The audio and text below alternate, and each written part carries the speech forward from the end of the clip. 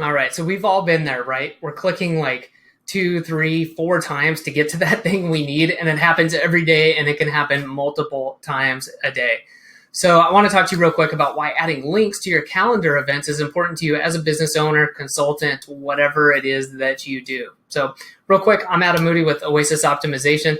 One, I love automation, stuff like this, but also saving time, productivity. You can check out the productivity.academy if you're interested in more of that type of stuff. But I want to talk real quick about this as a business owner. So if you're running your own business, you've got maybe a small team or you're by yourself, then time is important, right? Not only just that we have a limited amount of it, but who wants to spend their time clicking around? It's a pain in the butt. And it's also mentally fatiguing when you're just like, I know I need to get to this thing, but it's just taking up too much time.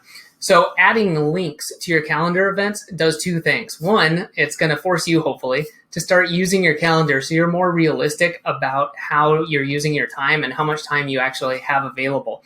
There's some great tools that can help you with this. One I personally use and recommend is called Focuster. You can find the link down below. That's a great tool that I really, really like, and it helps me because it does a two-way sync with Google Calendar. So I can put my tasks into Focuster, and it pops it into the calendar when there's time available. Really cool. But let's say you're just doing this manually, you're using your calendar, and what you want to start doing is maybe you have a meeting, right, with a prospect, potential client. Maybe you've got a client call, you've got some planning time, you've got R&D time, whatever it is, that you just have a link handy to whatever it is you need.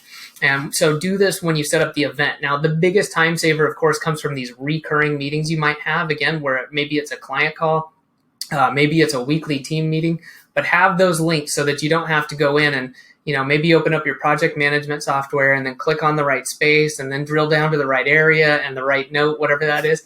Just have that one link, you have it, it's taken care of, you don't have to think about it. And just to give you a little idea of how much time this can save, because it can be a little loose and just seem like it's not that big of a deal if it only takes 30 seconds to do something. But for example, let's say you are solving a task that takes you 30 seconds of time. That could just be, clicking through 4 or 5 links to get somewhere. And that this happens, let's say 4 times a day.